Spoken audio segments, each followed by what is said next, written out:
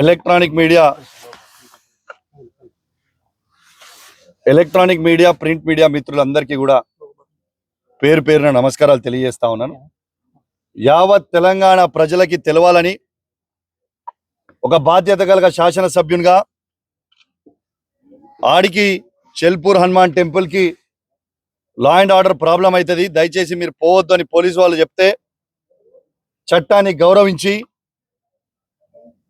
ఆడికి పోనీయకపోయినప్పటికీ నా ఇంట్లోనే వెంకటేశ్వర స్వామి, తిరుపతి వెంకటేశ్వర స్వామి కండువ కప్పుకొని హనుమంతుని పటం పట్టుకొని ఇలా మీ మీడియా సాక్షిగా తడి బట్టలతోని స్నానం చేసి నేను ఎటు విధంగా ఎక్కడ కూడా నేను అవినీతికి పాలు పడలేదు అని ఇలా స్వయంగా నిరూపించిన అని చెప్పి సందర్భంగా తెలియజేస్తా ఉన్నాను.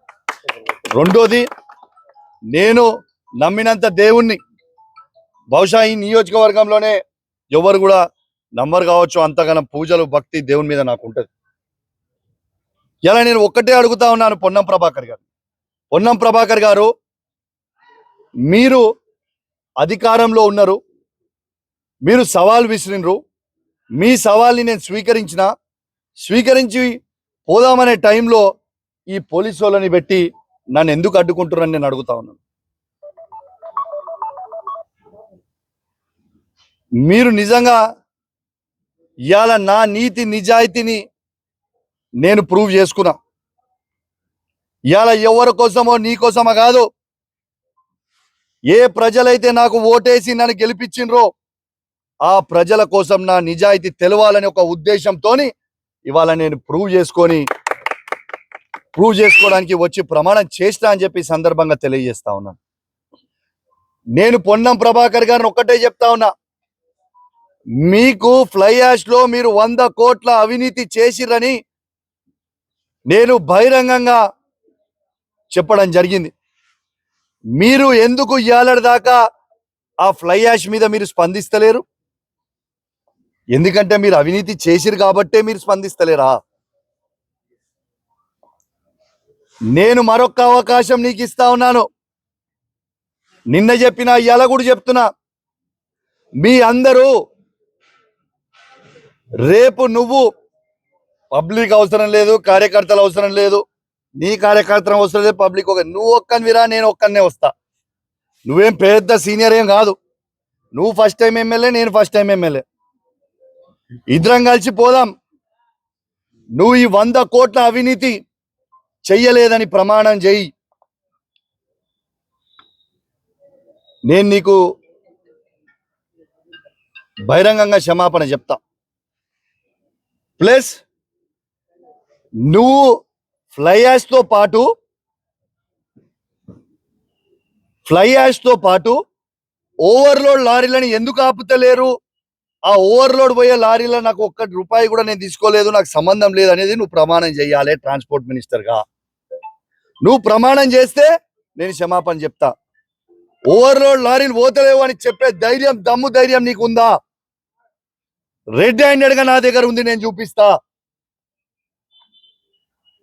కాబట్టి నేను దయచేసి రేపు కూడా పొన్నం ప్రభాకర్ గారు నాలాగా నేను ఎట్లయితే నా నిజాయితీ నిరూపించుకున్నా, ఇవాళ రేపు పొన్నం ప్రభాకర్ గారు వెంకటేశ్వర స్వామి సాక్షిగా రేపు వచ్చి ప్రమాణం చేస్తారని నేను అనుకుంటా ఉన్నాను.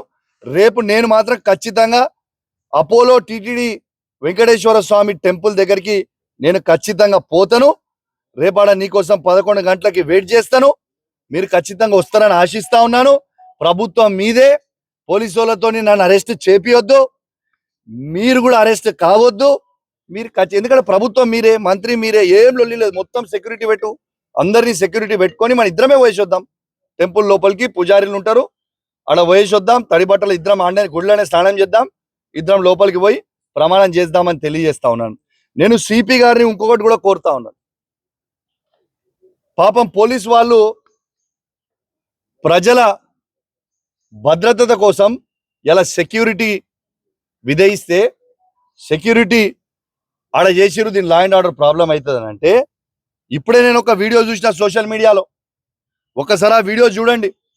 జమ్మికుంట ఎస్ఐ రాజేష్ గారి మీదకి ఏ విధంగా కాంగ్రెస్ గుండాలు ఏ విధంగా ప్రవర్తిస్తారో ఒక్కసారి మీరు చూడండి.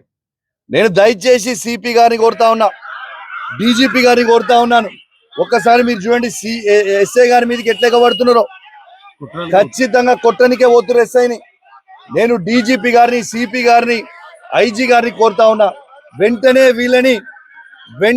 వీళ్ళందరి మీద చర్యలు తీసుకొని రిమాండ్ చేయాలి, చట్టాన్ని గౌరవించాలి. ఎందుకంటే ఆ ఘోరమైన చట్టానికి లోబడే ఉండాల్సిన పరిస్థితి ఉంటది. కాబట్టి ఎవరెవరైతే ఇవాళ పోలీసు వాళ్ళ మీదకి తిరగబడ్డారో వాళ్ళందరి మీద కేసులు చేయండి అని నేను దయచేసి డీజీపీ గారిని, సిపి గారిని కూడా రిక్వెస్ట్ చేస్తా ఉన్నాను. పోలీస్ డ్రెస్ ని కాపాడాలని, మీరు పోలీసుకున్న విలువలని మీరు కాపాడాలని సిపి గారిని నేను డిమాండ్ చేస్తా ఉన్నాను.